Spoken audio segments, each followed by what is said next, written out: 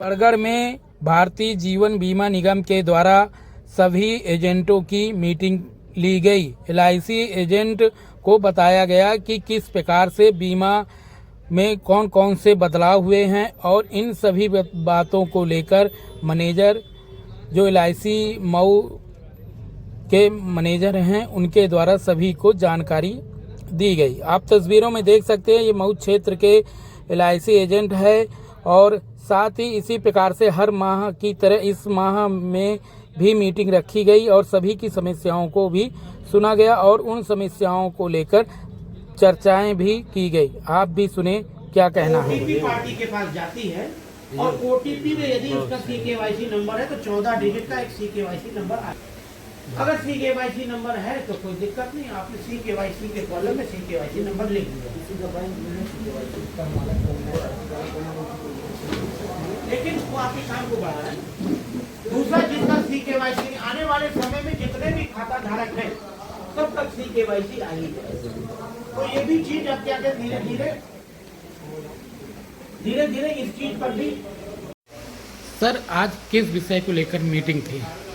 आज अभिकर्ताओं की unit meeting थी।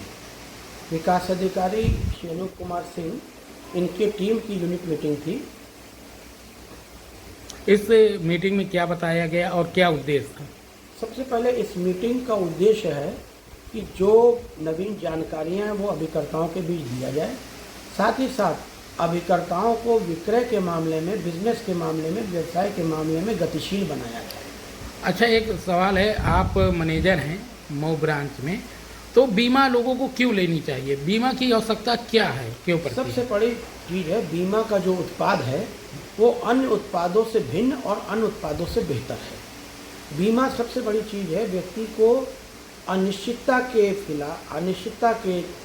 खिलाफ एक जोखिम सुरक्षा प्रदान करता है, साथ ही साथ भविष्य के लिए एक निश्चित धनराशि मुहैया करता है। तो क्षेत्र की जनता से क्या अपील करेंगी आप एलआईसी को लेकर? क्षेत्र की जनता से सिर्फ हम यही अपील करना चाहेंगे कि एलआईसी का कोई विकल्प नहीं है, बीमा को कोई विकल्प नहीं है और बीमा का व्यवसाय सब उत्पादों से बेहतर और अलग करते हैं। जैसे प्राइवेट और आ रहे हैं बीमा कंपनियां हैं जी, तो वो तो काफ़ी अच्छी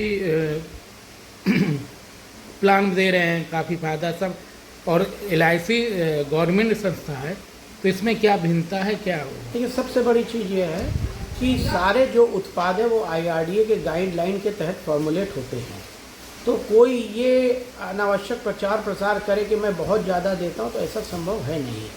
दूसरी चीज़ सबसे बड़ी चीज़ है कि LIC 1956 से चली आ रही है।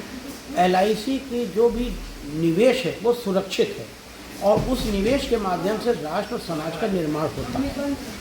सरकार बीमा धारक के धन की पूर्ण गारंटी लेती है और LIC की जो वित्तीय स्थिति है वो अपने आप में बहुत मजबूत है। जैसे प्राइवेट जो बीमा कंपनियां हैं वो कहीं ना कहीं अपने कार्यकर्ता जो हैं उनको वेतन के रूप में भी एक मानक बनाए हैं, प्लस वो भी क्योंकि कहा जा रहा है, जब हमने बात किया तो कार्यकर्ताओं के द्वारा कहा गया कि लोग जागरूक हैं तो कमीशन के बेस पे वो बात करते हैं, हम खुल के नहीं बोलेंगे, आप समझ गए होंगे, तो क्या कहेंगे इसको?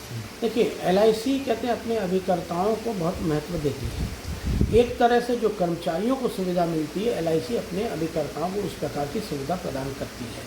जैसे हमारा कोई भी अभिकर्ता नया बनता है और मार्च तक के अंदर वो सक्रिय हो जाता है तो अभी तक विगत वर्षों में उसको 2 लाख तक का दुर्घटना बीमा LIC अपने तरफ से देती है। साथ ही साथ आगे आने वाले समय में यदि एक निश्चित समय में एक कमीशन से उसके प्रीमियम की राशि कटती है तो 3 लाख से लेकर 12 लाख तक का समूह बीमा एजेंट को दिया जाता उसके एजेंसी अवधि के अनुसार। साथ ही साथ अभिकर्ता जब लंबे समय काम कर लेता है, 15 साल या 60 साल जो भी बाद में आता है, तो LIC उसको ग्रेच्युटी का प्रावधान भी रखती है। ग्रेच्युटी का प्रावधान आपको मालूम होगा कि सिर्फ कर्मचारियों के लिए होता है, लेकिन चूँकि अभिकर्ताओं को भी हम लोग लगभग उसी श्रेणी में मानते हैं, इसलिए हम उनको ग्रेच्युटी भी उपलब्ध करवाते हैं। साथ ही साथ जो हमारे क्लब मेंबर रहते हैं उनको तमाम तरह के एडवांसेस का भी प्रावधान करके है। क्लब मेंबर हमारे मेडिक्लेम में भी कवर होते हैं। इस तरह की तमाम सुविधाएं हम लोग अपने अभिकर्ता को देते हैं। आप अपना नाम और पद। हाँ, हम दिव्य गणेश हैं और इस समय जो हमारी संपर्क शाखा मऊ में है, LIC की है, सैटेलाइट ऑफिस, उसमें मैं शाखा प्रभारी, शाखा प्रबंधक के पद पे।